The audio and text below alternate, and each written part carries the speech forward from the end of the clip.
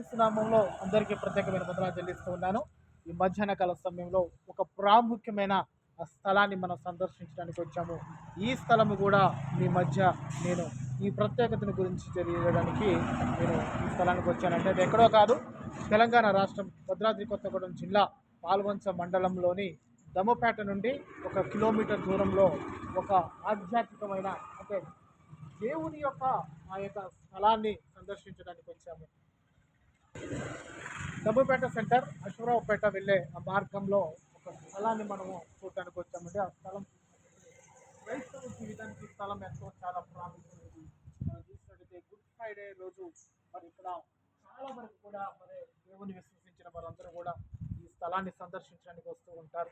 ఈ స్థలంలో ఈ స్థలం పైన ప్రార్థించే వారి గొప్ప గొప్ప మరి అద్భుతాలు చూశారు, గొప్ప గొప్ప మేలులు పొందుకున్నారు. ఈ స్థలంలో కూడా అనేక మంది ఆ సాయంకాల సమయంలో ఆ గుడ్ ఫ్రైడే రోజు మరి 41 డేస్ కూడా ఈ స్థలంలో గొప్ప గొప్ప ప్రార్థనలు, ఉపవాస ప్రార్థన జరగడం స్టార్ట్ అవుతుంది.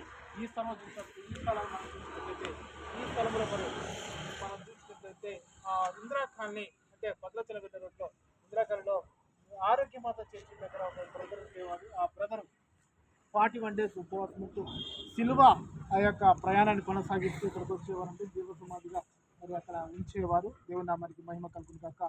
ఇక్కడ ఎవరైతే ప్రార్థన మరి ఆసక్తితో ఎవరైతే విశ్వాసంతో చేస్తారో ఇక్కడ ఈ స్థలంలో మరి మొదటిగా మనం చూసినట్లయితే ఆ గుట్ట పైన సిలువ ఉంటుందంటే ఆ సిలువలో ప్రత్యేకమైన ప్రార్థనలు 41 డేస్ ప్రార్థన జరుగుతూ ఉంటాయి. ఈ స్థలంలో కూడా మనం చూసుకుంటే మన ప్రార్థన జీవితాన్ని ఇక్కడ చాలా ఆధ్యాత్మికంగా మనం గడపడానికి ఎంతో సహాయపడుతూ ఉంది. మరి నేను 41 డేస్ ఫాస్టింగ్ ఉన్నప్పుడు కూడా మరి ఈ స్థలానికి వచ్చి ఈ స్థలంలో రోజు ప్రార్థన జీవితాన్ని జీవించేవాడిని. ఈ ద్వారా ఇక్కడ నేను సమాధానం చేత దేవుని కృప చేత మరి సేవకు నన్ను దేవుడు పిలిచినట్లుగా మనం నేను అనుకుంటూ ఉన్నాను. ఈ స్థలంలో కూడా చాలామంది ఆ రోజు రాత్రి కూడా 12:30, 1 గంట వరకు కూడా గొప్పగా మరి ఒక గొప్ప జాతరగా జనసమూహంతో నిండిపోతుంది. ఇక్కడ అందరూ కూడా దేవుని ప్రార్థిస్తూ వారు ప్రత్యేకంగా మొక్కున్న మొక్కుబడులు అన్నీ కూడా ఇక్కడ చెల్లించేవారండి. ఈ స్థలాన్ని చూసినట్లయితే మరి దేవుని కృపకు మరి అక్కడ నుంచి సిలువ మోసుకొని వచ్చినప్పుడు ఇక్కడ సిలువను మనం జాగ్రత్తగా గమనించినట్లయితే సమాధిగా యేసుక్రీస్తు వారి యొక్క ప్రతిమను మనం చూస్తూ ఉంటామండి.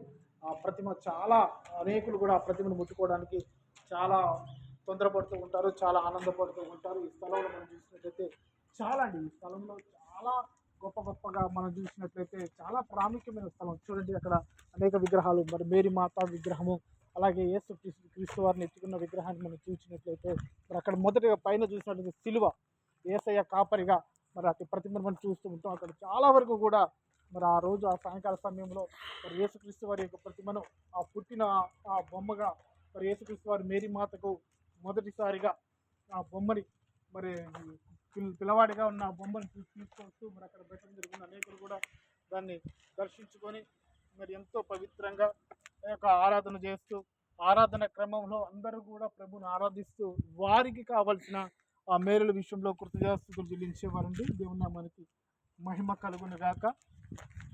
చూడండి ముందుకు వెళ్తే ఇక్కడ చాలా వరకు తెలుసు, ప్రత్యేకంగా ఈ పాల్వంచ అనేక మంది తెలుసు, కానీ తెలియని వారికి మరొకసారి ఈ స్థలం గురించి మరి చెప్పడానికి మేము ముందుకు వచ్చానండి. ఈ స్థలంలో మరి చాలా గుట్ట పైన ఉంటుంది. ఇంకా వెళ్తే కిలోమీటర్ దాకా కూడా మరి ఎక్కడం జరుగుతూ ఉంటుంది.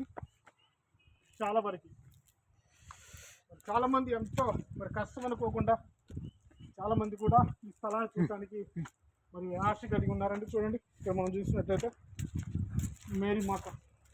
మరియమ్మ తల్లి యేసుక్రీస్తు వారికి ఎత్తుకున్న ప్రతిబండి ఇక్కడ చాలామంది కూడా ప్రత్యేకంగా వస్తూ ఉంటారు.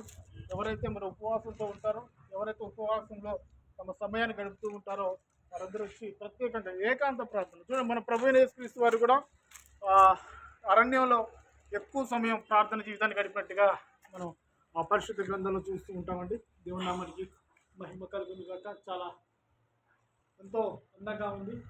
ఒకప్పుడు బాగుండింది, క్రమేపీ కూడా వాటి కలర్స్ పోవడం జరుగుతుంది. ఇది అంతా ఎప్పుడు తిరిగి నూతనంగా మార్చబడింది అంటే ఇక ఫిబ్రవరి, ఏప్రిల్ ఆ మధ్యలో అన్నీ కూడా క్లీన్ చేస్తూ ఉంటారు, అన్నిటి శుభ్రం చేస్తూ ఉంటారు. ఎందుకంటే వచ్చే వారిని మరి వారికి ప్రత్యేకంగా ఎక్కడా కూడా వారికి ఇబ్బంది లేకుండా, ఎక్కడ కూడా వారు ఇబ్బందికి అసహనానికి గురి కాకుండా వీటన్నిటిని కూడా ఈ మెట్లు చూడండి, వీటన్నిటిని కూడా శుభ్రం చేస్తూ ఉంటారు. శుభ్రం చేస్తూ మరి దేవుని ఆరాధించే వారికి ఎక్కడా కూడా మరి చిన్న లోటు కూడా జరగకోకుండా మరి ఈ యొక్క సంస్థ వారు చాలా అద్భుతంగా ఎవరిని కూడా మరి తక్కువ కాకుండా అందరికీ కూడా సమానంగా మరి సమయాన్ని ఇస్తూ ఉంటారు. దీన్ని బట్టి సమయమైన యేసుక్రీస్తు నామంలో అందరికీ వందనాలు. అలాగే ఇక్కడ నేను చాలాసార్లు వచ్చానండి. ఇక్కడికి వచ్చి మరి ఇక్కడ కూర్చొని దేవుని లేఖనాన్ని చదివిస్తూ ప్రార్థన చేసే వన్ అండ్ హాఫ్ కూడా అవర్స్ కూడా ఎక్కువ సమయాన్ని ఇక్కడ గడుపుతూ ఉన్నాను. చాలా వరకు నాకు ఎక్కడైనా బాగలేదనుకోండి, ఎక్కడైనా నేను కొంచెం ఆత్మీయ జీవితంలో నేను ఇంకా ఏదైనా కోల్పోతున్నా అన్న సమయంలో ఇక్కడికి వచ్చి కూర్చొనేది, దేవునితో కాసేపు మాట్లాడేది, మరి ముఖ్యంగా లేఖనాలు చదువుతూ దేవుణ్ణి అడుగుతూ ఇక్కడనే ప్రశాంతంగా దేవుడి వైపు చూస్తూ ప్రభువా ఏంది నా పరిస్థితి, మరి సేవకి పిలుచుకున్నామని మరి దేవునితో మాట్లాడి ఇక్కడ ప్రార్థన చేసుకుంటూ ఎక్కువ సమయం దేవునితో మాట్లాడుతూ ఉండేది. శాంతంగా ఉంటున్నాడు. అక్కడ చూసేది ఆ ప్రాంతం చూడండి ఎంత అద్భుతంగా ఉందో. ఆ ప్రాంతం ఎంత విశాలంగా ఇక్కడ కూడా మరి ఈ స్థలాన్ని చూసినట్టయితే చాలా పీస్ఫుల్గా శాంతంగా ఉంటుంది. ప్రార్థన చేసే వారికి ఇంతకన్నా గొప్ప స్థలం ఎక్కడ లేదని నేను అనుకుంటూ ఉంటాను. ఎందుకంటే మనం ఇంట్లో కావచ్చు, ఎక్కడైనా కావచ్చు, కానీ చాలా డిస్టర్బెన్స్. మనం ప్రార్థన చేస్తే, మనం ఉపవాసం ఉన్నప్పుడు మనం ప్రార్థన చేస్తే మన ఇంట్లో వాళ్ళు డిస్టర్బ్ చేస్తూ ఉంటారు. కానీ ఇక్కడికి వచ్చేసరికి ఎలాంటి డిస్టర్బెన్స్ ఉంటుంది.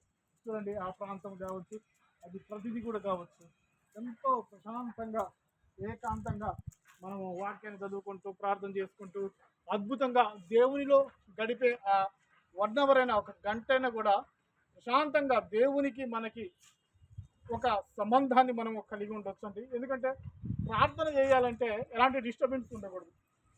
మన జీవితంలో కూడా ప్రార్థన మనం మొదలుపెట్టినప్పుడు ఏదో రకంగా సౌండ్ పొల్యూషన్ కావచ్చు, మన ఇంట్లో వారు అటు ఇటు తిరగడం కావచ్చు, ఏదో ఒకటి జరుగుతూ ఉంటుంది. కానీ ఇక్కడికి వచ్చేసరికల్లా ఎవరైనా ఇక్కడికి వచ్చి ప్రార్థన చేస్తే ఖచ్చితమైన జవాబు దొరుకుతుందని నా విశ్వాసం. ఎందుకంటే నా జీవితంలో కూడా దేవుడు నన్ను పిలిచినప్పుడు నేను ఎక్కడికి వెళ్ళాలో అనే ఆ అయోమయమైన స్థితిలో ఉన్నప్పుడు, నేను 41 days నేను ఫాస్టింగ్ ఉన్నప్పుడు ఇక్కడికి వచ్చి ప్రతిరోజు కూడా ఒక 1 hour 2 hours ఆ సమయాన్ని గడిపేది, దేవుని వాక్యం చదివేది, దేవుని వాక్యాన్ని ధ్యానించేది, ఇక్కడ నేను ప్రార్థన చేసేది. దేవుడు ఇక్కడే నాకు ప్రార్థనకు జవాబునిచ్చాడు. ఇక్కడి నుంచి నాకు ఏ సమస్య వచ్చినా, ఇక్కడికి నేను వెళ్ళాలి అనుకున్నా కూడా మొదటగా నేను ఇక్కడికి వస్తాను, మరి దేవుని వాక్యాన్ని చదువుతాను, ఇక్కడ నుంచి ప్రార్థన చేస్తాను, దేవుని బలాన్ని పొందుకుంటాను. మరి ముఖ్యంగా పైకి వెళ్తే ఇప్పుడు బహుశా ఇప్పుడు వెళ్ళకూడదు, ఎందుకంటే అంతా కూడా ఎక్కడికక్కడికి చెట్లు పొదలతో నిండబడింది. అక్కడ కోతలు వస్తే చాలా ఇబ్బందిగా ఉంటుంది. ఎందుకు అంటే ఇక్కడ చాలామంది నమ్మేది అంటే ఇక్కడ చుట్టుపక్కల ఏ సంఘమైనా, ఏ సంస్థ అయినా, ఏ డినామినేషన్ అయినా అందరూ కలిసి ఈ స్థలానికి వచ్చి వారి హృదయాన్ని దేవుడికి అర్పిస్తూ, వారు ఏదైతే ఆశ కలిగి ఉన్నారో, ఏదైతే మరి మేలుల విషయంలో వారు మరి ఆ స్థితిని కలిగి ఉన్నారో, ఇక్కడికి వచ్చి వారు ప్రతి ఒక్కరు కూడా మరి ఏకాంత ప్రార్థన చేస్తూ ఉంటారు. ఏకాంత ప్రార్థనలో దేవుడు తప్పక జవాబిస్తాడని వాళ్ళకు ఒక ఆలోచన, వారికి ఒక ఆశ కలిగి ఉన్నారు. కాబట్టి ఇక్కడికి వచ్చే ప్రతి ఒక్కసారి ఇక్కడ చూసినట్లయితే గుడ్ ఫ్రైడే రోజు కూడా చాలామంది ఇక్కడికి వస్తారు. వారు ఎక్కడ కూడా వారు ఆ నీటి కొరకు కానీ, ఆకలి కొరకు కానీ ఎక్కడా కూడా వారు అసహనానికి గురి కాకుండా వారికి మంచి ఆహారాన్ని ఏర్పాటు చేస్తారు. ఆ విషయంలో కావచ్చు, ఆ 41 days కూడా ప్రతిరోజు ఆహారం అండి. ప్రతిరోజు మరి సాయంత్రం 6 నుంచి తిరిగి 8 వరకు కూడా మరి ప్రత్యేకంగా ప్రార్థన, వాక్య ధ్యానాంశము,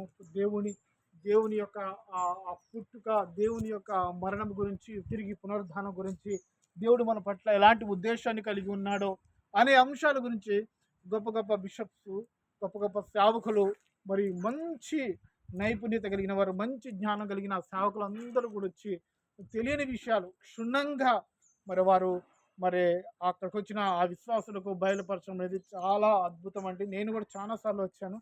నేను ఆ వాక్యాన్ని విన్నప్పుడు, వారు చెప్పే ఆ ప్రార్థన, వారు చెప్పే ఆ మర్మాలని తెలుసుకున్నప్పుడు నా ఆత్మీయ జీవితం ఎంతగానో బలపడ్డది. దేవుని నామానికి మహిమకరమైన గాక. అలాగే మీరులో ఎవరైనా సరే ఈ స్థలాన్ని, ఈ యొక్క పుణ్యక్షేత్రాన్ని ఎవరైనా దర్శించినట్లయితే మరి కామెంట్ రూపంలో మీరు తెలియజేయగలరు. అలాగే ఇక్కడ చూసినట్లయితే గొప్పదండి. ఈ ఏకాంత ప్రార్థన చాలా ప్రాముఖ్యమైనది. యేసు ప్రభు వారు కూడా చూడండి, మనం చూసినట్లయితే ఆయన ఎక్కువ కూడా అరణ్యంలో ఆయన ఏకాంత ప్రార్థన చేసేది. ఆయన ప్రార్థనలో ఏకాంతాన్ని కోరుకునేది. ఎందుకంటే ఏకాంత ప్రార్థన చేసినప్పుడు మన ఆలోచన కావచ్చు, మన హృదయం కావచ్చు, దేవునికి మనకి మధ్య ఒక సంబంధం కలిగి ఉంటాము. ఒక డీప్గా చూడండి, ఒక ప్రేమ కలిగి ఇలాంటి ఎలాంటి ఆ డిస్టర్బెన్స్ లేకుండా దేవుడే మనతో మాట్లాడుతున్నాడు, మనం దేవునితో మాట్లాడతాం అనే ఒక అనుభూతిని మరి ఇక్కడ మనం పొందుకోవచ్చు అండి. అంత ప్రశాంతంగా ఉంటుంది. చూడండి, ఎక్కడ డిస్టర్బెన్స్ ఉందో. మరి ఈ స్థలానికను ఆ రోడ్డుకి చాలా డిస్టెన్స్ ఎంతగా ఉన్నప్పటికీ కూడా, ఎన్ని వెహికల్స్ వచ్చినా, ఎంత మరి సౌండ్ పొల్యూషన్ ఉన్నా కూడా ఇక్కడ ప్రార్థన చేసే వారికి ఎక్కడ కూడా ఇబ్బంది ఉండదు. చూసినట్టు అక్కడ చూసినట్టు సమాధులు, ఎవరైతే క్రీస్తునందు మృతి పొందారో వారిని ఇక్కడ భూస్థాపించడం చేయటం జరుగుతుంది. చూసారా, భూస్థాపించడం చేయటం జరుగుతుంది. అనేకులు కూడా క్రీస్తునందు విశ్వసించిన వారు వీరందరూ కూడా దేవునామానికి మహిమ కలుగును గాక. అలాగే చూడండి, దేవుడు మనకు కాపరై ఉన్నాడు. ఆయన మనల్ని కాచేవాడు, ఆయన మనల్ని సంరక్షించేవాడు, మనకు ఆహారాన్ని పెట్టేవాడు, మనకు దప్పిగొని వారికి మరి మేలులనే నీటిని ఇచ్చేవాడు. ఆయన మన ప్రధాన కాపరై ఉన్నాడు. ఆయన మనం గొర్రెలమై ఉన్నాము. అందుకే నేను గొర్రెలకు మంచి కాపరినే అన్నాడు యోహాను సువార్తలో. ఎందుకంటే చూడండి, ఈ యొక్క ఆ యొక్క శిల కూడా అంతే ఉంటుంది. ఆ చేతిలో గొర్రె పిల్ల యేసు ప్రభు వారు ఎత్తుకొని ఉండటం అనేది చాలా మరి ఆత్మీయ జీవితంలో ఎంతో విశిష్టత కలిగినటువంటి ఈ యొక్క ఆ ప్రతిమ మన ఆత్మీయ జీవితాన్ని చాలా భక్తిగా నడిపించడానికి దోహదపడుతుంది. దేవుని నామానికి మహిమ కలుగును గాక. గొర్రె పిల్ల యేసు ప్రభు వైపు చూస్తుంది. దీనికి అర్థం ఏంటంటే, మనం గొర్రెలై ఉన్నాము, ఆయన మనకు కాపరై ఉన్నాడు. ఆయనను చూచి వెంబడిస్తే తప్ప మనము నిత్య రాజ్యాన్ని చేరలేము, నిత్య రాజ్యానికి వారసులుగా ఉండలేము అనేది మనము ఈ యొక్క ప్రతిమను చూస్తే అర్థమవుతుంది. దేవుని నామానికి మహిమ కలుగును గాక. ఇప్పుడు ఇలా ఉంది, కానీ ఇంకా 2 నెలలు 3 నెలలు అయితే అసలు చాలా అద్భుతంగా ఉంటుందండి. ఇక్కడ వారు ఆ సంస్థ వారు చాలా నీట్గా శుభ్రంగా మరి చూసినట్టయితే ఎంతో రమణీయంగా, ఎంతో అందంగా ఉంటూ ఉంటుంది. ఇటు నుంచి వస్తూ ఉంటారు, అటు నుంచి వచ్చి ఇక్కడ దేవుని దర్శించుకొని తిరిగి ఇటు వెళ్ళిపోతూ ఉంటారు. చాలామంది అంతా కూడా ఎక్కడ కూడా గడ్డి కానీ ఏది ఉండదు. వచ్చిన విశ్వాసులు అందరూ కూడా చాలా సంతోషంగా కూర్చొని వారి సమయాన్ని దేవునికి అప్పగిస్తూ వారికి ఉన్న సమస్తాన్ని మర్చిపోయేలా ఈ స్థలాన్ని వారు గొప్పగా తీర్చిదిద్దడం అనేది నిజంగా మరి చాలా సంతోషకరమైనది. దేవుని నామానికి మహిమ కలుగును గాక. చూడండి, ఆ స్థలాలు కానీ ఆ ప్లేస్మెంట్ ఎంత అందంగా ఉంది. ఈ అందమైన ఈ స్థలంలో గొప్ప దేవుణ్ణి కలిగి ఆయన సన్నిధిలో మనము ఆరాధించడము, ఆయన సన్నిధిలో మనము ఏకాంత ప్రార్థన చేయడం అనేది చాలా వరకు అద్భుతం అండి. ఈ స్థలము మనం చూసినట్టయితే పాల్వంచ, ఏంటండి పాల్వంచ, భద్రాద్రి కొత్తగూడెం జిల్లా, తెలంగాణ రాష్ట్రం. అలాగే మనం అశ్వరాపేట వెళ్ళే రూట్లో 1 కిలోమీటర్, దంపేట సెంటర్ నుంచి ఇక్కడికి వెళ్తే 1 కిలోమీటర్ దూరంలో ఉంటుంది. ఇది కర్మేల్ గిరి అనే పేరు అంటే దీనికి ఈ పేరు కర్మేల్ గిరి. చూసాడు, కర్మేల్ గిరి అంటే కర్మేల్ పర్వతం. ఆ పర్వతం దగ్గర దేవుని ఆరాధించడానికి గొప్ప ఆ స్థలాలు ఏర్పరచడం అనేది చాలా అద్భుతం అండి. దేవుని నామానికి మహిమ కలుగును గాక. ఇంతవరకు నన్ను ఫాలో అయ్యేవారు, సబ్స్క్రైబర్స్ ప్రతి ఒక్కరు కూడా, వ్యూవర్స్ కూడా, నన్ను ఎక్కువగా ఇష్టపడే వారందరూ కూడా ఈ స్థలం గురించి మీరు తెలుసుకున్నారని, ఇంకా మరింతగా తెలుసుకోవడానికి మరి గుడ్ ఫ్రైడే రోజు మరి ఇక్కడ జరుగుతున్న ప్రతి విషయాన్ని కూడా నేను మీకు ముందు పెట్టడానికి నేను ప్రయత్నం చేస్తాను. అంతవరకు ప్రైజ్ లార్డ్. ప్రభువైన యేసుక్రీస్తు నామములో వందనాలు.